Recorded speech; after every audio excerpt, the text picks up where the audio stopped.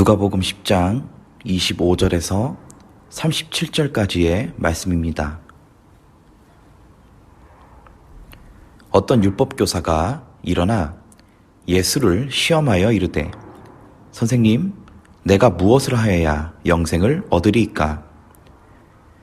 예수께서 이르시되, 율법에 무엇이라 기록되었으며 내가 어떻게 읽느냐? 대답하여 이르되, 내 마음을 다하며 목숨을 다하며 힘을 다하며 뜻을 다하여 주 너의 하나님을 사랑하고 또한 내 이웃을 내 자신같이 사랑하라 하였나이다. 예수께서 이르시되, 내 대답이 옳도다. 이를 행하라.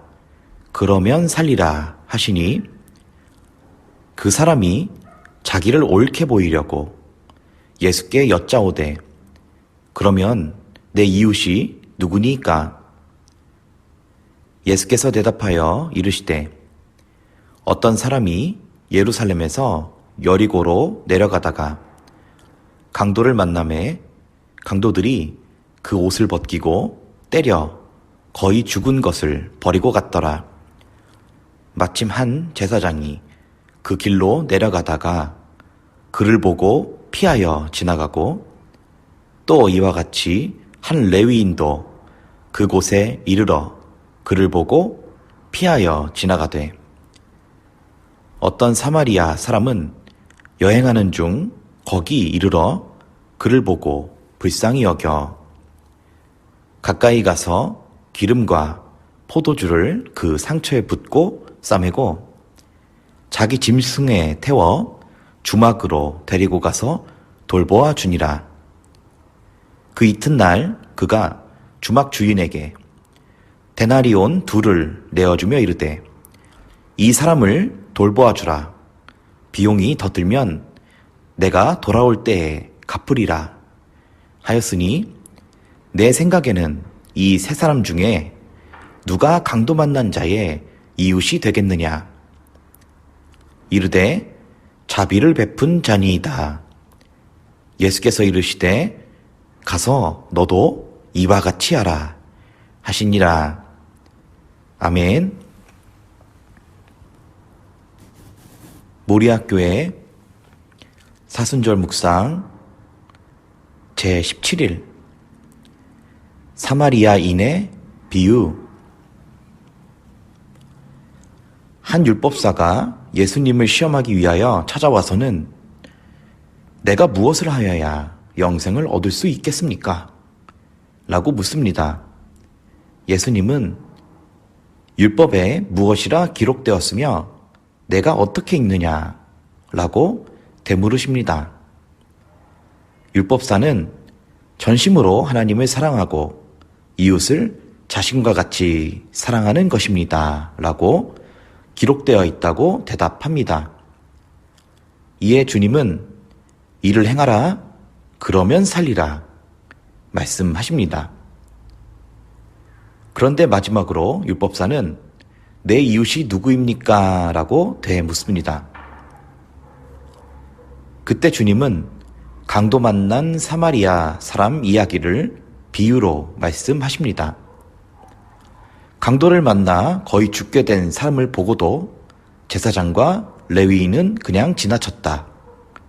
그런데 사마리아 사람은 그를 주막으로 데려다가 밤새 정성을 다해 보살펴 주었고, 주막 주인에게 추가 비용이 들면 돌아올 때 갚아줄 것이니 그를 돌봐달라고 부탁했다 라고 하시며, 누가 강도 만난 자의 이웃이 되겠느냐고 질문하십니다.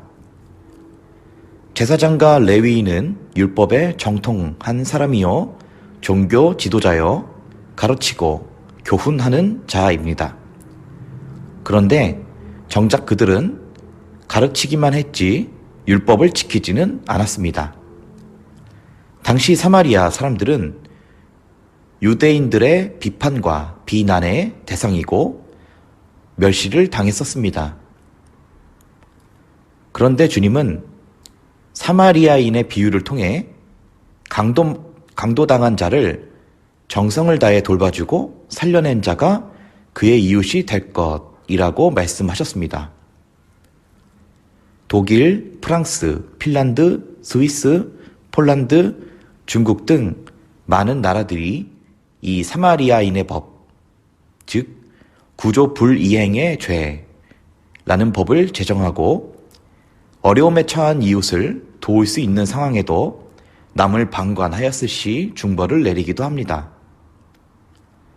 세상의 법에도 그러하였지만 주님의 성도는 주님이 말씀하신 대로 직분이나 국적을 떠나 내면적으로는 선한 사마리아인과 같이 삶을 본받아야 합니다. 주님께 칭찬받을 이웃을 사랑하고 섬기는 성도는 누군가가 아닌 내가 받아야 합니다. 주변에 강도 만난 사람이 있습니까?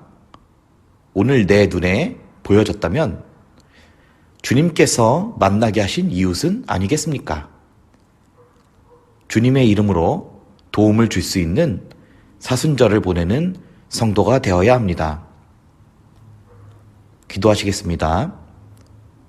사순절 기간 동안 말씀을 읽고 주의 성령으로 거듭나게 하시고 선한 사마리아인처럼 강도 만난 이웃을 주님의 이름을 위해 용기 내어 사랑하며 돕는 자가 되게 하소서. 감사하며 예수 그리스도의 이름으로 기도합니다. 아멘.